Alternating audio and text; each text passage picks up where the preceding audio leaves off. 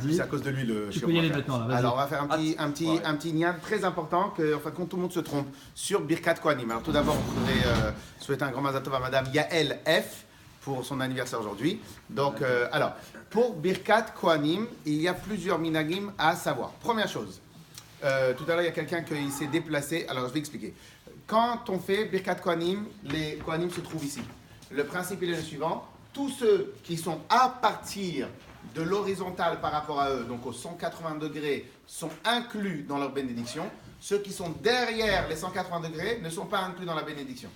C'est pour cela que le réflexe de tout le monde, en tout cas ceux qui connaissent la halakha, le réflexe il est de se remettre juste avant eux. Pourquoi? Parce qu'ils ne sont pas inclus dans la bénédiction. Donc c'est seulement ceux qui sont en face d'eux. Ça c'est la première halakha à connaître. Deuxième halakha, on ne regarde pas les Kohanim. Pourquoi? Alors à l'époque du Beth Amikdash, il y a marqué que puisque maintenant ils doivent lever les mains pour faire la bénédiction, donc il y avait de la lumière de Doucha qui sortait des mains, et donc en fin de compte tous ceux qui avaient la chutzpah, donc quand on regarde dans les yeux, quand on regarde quelque chose, c'est un manque de finesse, un manque de tzniut, donc tous ceux qui regardaient, il avait des problèmes aux yeux. Donc de là on a gardé le minagim aujourd'hui, ça c'était au Beth Amikdash. Aujourd'hui, peut-être pas, peut-être que oui, peut-être pas. A priori, peut-être que oui. Et donc, en fin de compte, c'est pour ça que le minag, il est d'avoir d'atniout au moment où on reçoit la bracha. Et donc, en fin de compte, ne pas lever les yeux. Et c'est ça la raison essentielle pour laquelle on se couvre sous le talit. Parce qu'en fin de compte, à travers cela, on va se cacher les yeux pour ne pas regarder les Kohanim. Maintenant, ça, c'est lorsque maintenant, c'est les Kohanim qui font Birkat Kohanim. Mais lorsque maintenant, c'est pas les Kohanim, c'est le Shaliach Tzibur. En vérité, c'est pas une vraie Birkat Kohanim.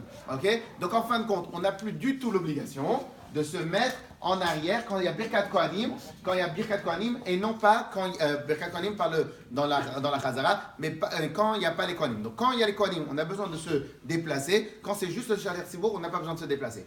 Dernier point, avez-vous remarqué qu'il y a certaines communautés, et essentiellement Ashkenaz, ils vont répondre Amen sur Birkat Kohanim, et Sfarad, ils vont répondre Yehi Ratzon. Ou Amen Ken Yehi Ratzon, Amen Ken Yehi Ratzon, Ken Yehi Ratzon. Quelle est la différence? En vérité, la différence, elle est justement pour marquer une différence entre Birkat Kohanim avec les Kohanim et Birkat Kohanim sans les Kohanim. Donc, parce qu'en vérité, on devrait tout le temps répondre Amen à toutes les brachot. Birkat Kohanim, c'est une bracha, donc on devrait répondre Amen. Donc, en fin de compte, qu'est-ce qu'on fait? Quand il y a les Kohanim, on répond tous Amen. Sfarad, Ashkenaz, tout. Il y aura juste une différence, que les Sfarad vont répondre Baruch Hu Baruch Shemo sur le nom d'Hachem, alors que les autres ne vont pas répondre Baruch Hu Baruch Shemo. Ça, c'est encore une autre question. En tout cas, quand il y a Birkat Kohanim, tout le monde répond Amen. Mais quand c'est le Shaliach Tzibur, là, il faut marquer une différence. Pour les Sfarad, la différence, elle va se marquer en ne répondant pas Amen, mais répondre Amen Ken Yehi Ratzon ou Ken Yehi Ratzon. Ça, c'est la différence. Pour les Ashkenaz, la différence va être marquée par justement regarder le Shaliach Tzibur.